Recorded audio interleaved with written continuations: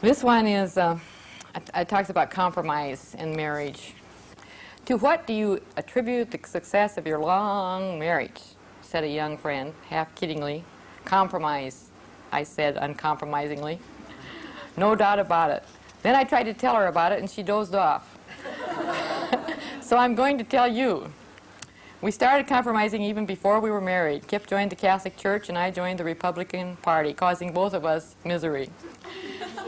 That should have told us something right there, because it was only the beginning. We found out as our marriage progressed that outside of having handsome babies at regular intervals, we had almost nothing in common. I liked my music, writing, and communication work. Kip liked his cattle, and cattle. I could not understand how anybody could be so crazy about cattle. He'd go to a cattle sale and I'd think he should be home in time for supper. Sometimes he almost didn't make it home for breakfast, and how I would make a scene. And I'd drag him to musicals and ballets, which he'd be miserable in and probably sleep through. He always said about the ballets, if his pants were that tight, he could jump that high too. He had no appreciation for the arts. Then, when I went to the cattle sales with him and I found out they really did last that long, I found out they were also very boring, or so I thought.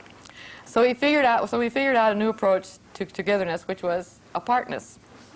Our marriage has lasted, indeed it has thrived, because we learned fairly early that if we were going to stay in double hitch for the long term, we were going to have to give each other a lot of rein.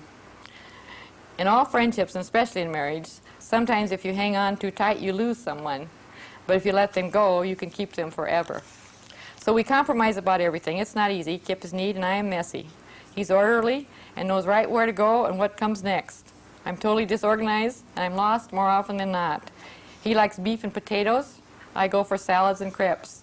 He likes to be involved in any kind of sports, and if he's not playing them, he's watching them on television. I'm a total klutz, and I like to watch the Boston Pops on ETV.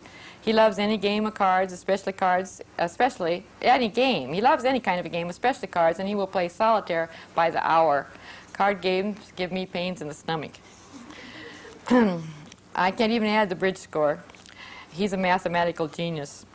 I like picnics and campings out. He likes the Holiday Inn. It goes on and on. So sometimes we do things his way, sometimes we do things my way, and sometimes we go our separate way, happily. I've learned to play bridge and golf and enjoy both most of the time. He stays awake during some musicals and even some plays. We have a high divider in our office, so my messy desk doesn't drive him nuts. So you see how it goes. We compromise. I think I have brought to his life a lot of foolishness and mostly joyful emotion, and he's brought to mine some order, a solid goodness under his gruff exterior, and an uncompromising respect for honesty. Being honesty, he says, is just like being pregnant. There's no such thing as being part way. By sharing our interests, we've enriched each other's life, and by going our own way, we become interesting people to live with and retained our sanity. If there's a message here, it's just hang in there. We did, and we're glad. We're going for another 35. We may make it. Passion.